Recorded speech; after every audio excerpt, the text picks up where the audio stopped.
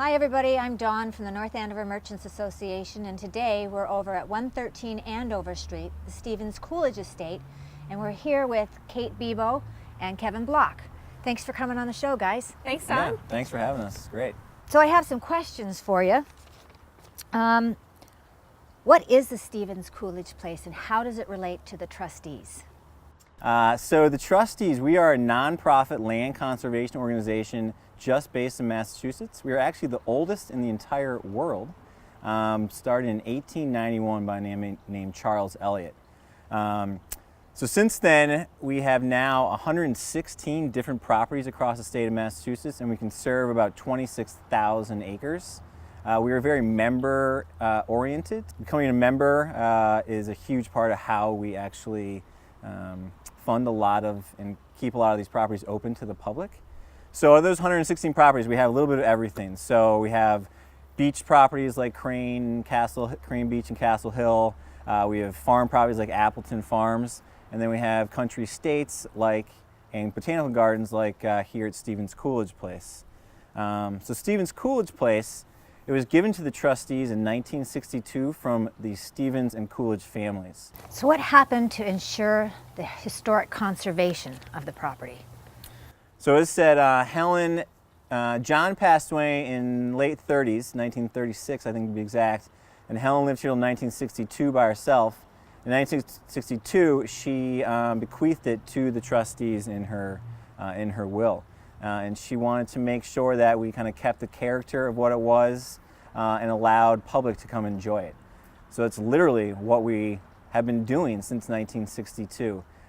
As the four gardens I mentioned are all still maintained in the same way. We've done a lot of renovations over the many years we've been managing this property to keep almost some of the same plantings that she had and also the same landscape design in each garden as well. And so now we manage it to maintain that character, maintain the history of this, and to allow for just a wonderful place for the public to come enjoy. All right. Yeah. Okay, can you tell us what some of the events are that go on here? How do people use this estate?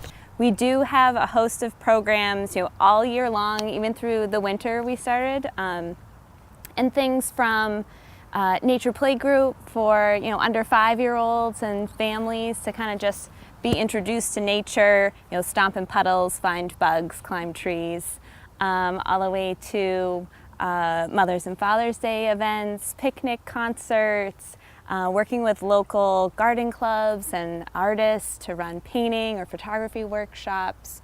We try to do some educational workshops, so whether it's garden pests or pruning, and then just some fun workshops, both in the winter. Maybe we'll make fairy gardens or herb gardens to kind of give you a little glimpse of green while everything's covered in snow. And recently we've been getting into some nighttime events, so maybe adults only cocktail music type things or owl prowls at night, night hikes, just trying to explore the gardens and the property because it is 91 acres at different seasons, at different times of day, and whenever you come here it's always something different. So just encouraging people, when you're not feeling like maybe it's time to go outside because it's winter and nighttime, that's when some of the coolest things are outside. So how can the public get more involved with this property? There's a couple ways. So the programs you mentioned, come introduce yourself at a program, check us out, on your own, just walking the gardens. But we also encourage, this property really survives on volunteers. And so if you're interested in this place, if you like to be here as much as we do, every Wednesday 9 to 12, the volunteers and us are out here working in the gardens. They're helping me at events, running craft tables or checking in people.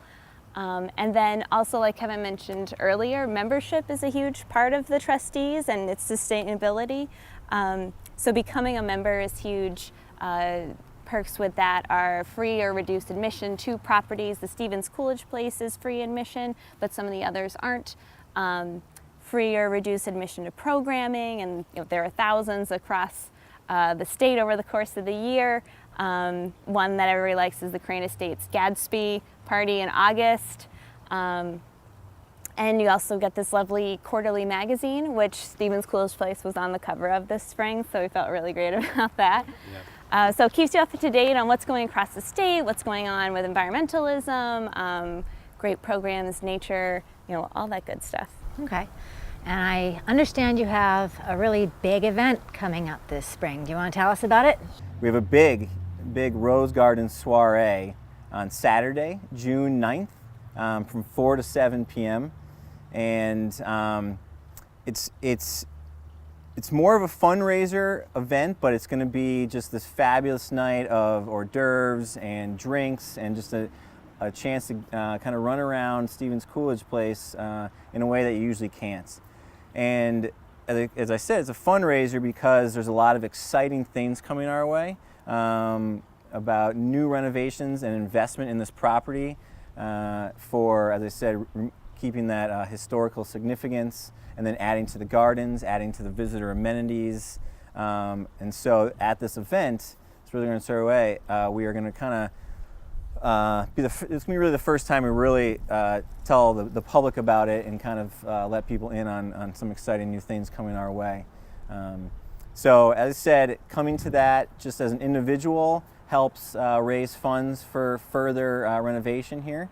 But also businesses, being a Merchant of the Month, businesses can also be a sponsor for this. So we are looking for businesses to, there's many different sponsor levels. So soiree makes it sound very fancy. Is it a full dress or formal dress? Garden attire. I think people have fun with dressing up. I saw a lot of floral dresses last year. We encourage flat shoes just because we're on the grass and gardens, but it's not like black tie or anything. There will be some unusual entertainment, live music, so it'll be a really fun night. You can wear a tux, but it's up to you. You'll stand out. Well, thank you guys so much for taking the time to tell us all about the Stevens Coolidge Estate. And if you haven't been here yet, it certainly is a hidden gem. We drive by the walls all the time, but if you haven't gone behind those walls, you're missing a lot.